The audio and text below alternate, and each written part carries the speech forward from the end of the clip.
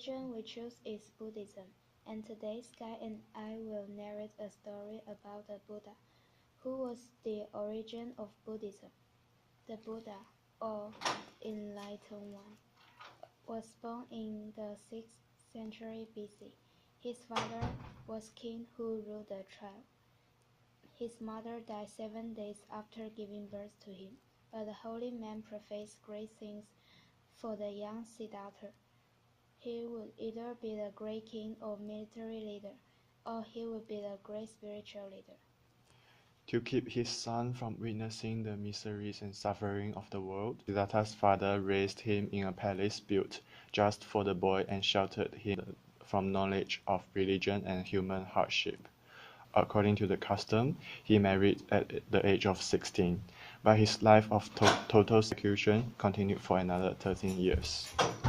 The prince reached his late 20s with little experience of the world outside the walls of his opulent palace, but one day he ventured out beyond the palace wall and was quickly confronted with the realities of human frailty.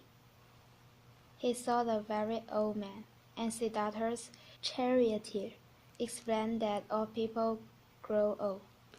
Questions about all he had not experienced led him to take more journeys of exploration, and on these subsequent trips he encountered a diseased man, a decaying corpse, and an ascetic.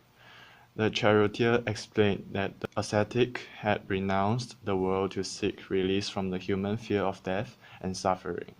Siddhartha was overcome by these sights, and the next day, at the age of 29, he left his kingdom, wife and son to lead an ascetic life, and determined a way to relieve the universal suffering that he now understood to be one of the defining traits of humanity. For the next 6 years, Siddhartha lived an ascetic life and partook in his practices, studying and meditating using the words of various religions teachers as his guide. He practiced his new way of life with a group of 5 ascetics, and his dedication to his quest was so stunning that the 5 ascetics became Siddhartha's followers. When answers to his questions did not appear, however, he redoubled his efforts, enduring pain, fasting nearly to starvation, and refusing water. Whatever he tried, Siddhartha could not reach the level of satisfaction he sought, until one day when a young girl offered him a bowl of rice, as if accepted it. He suddenly realized that corporeal austerity was not a means to achieve inner liberation, and that living under harsh physical constraints was not helping him achieve spiritual release. So he had his rice, drank water and bathed in the river. The 5 ascetics decided that Siddhartha had given up the ascetic life and would now follow the ways of the flesh, and they promptly left him.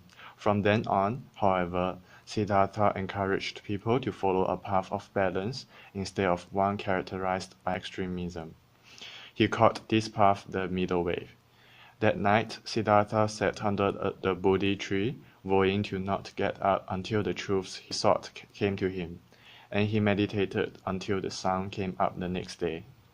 He remained there for several days, purifying his mind, seeing his entire life and previous life in his thoughts.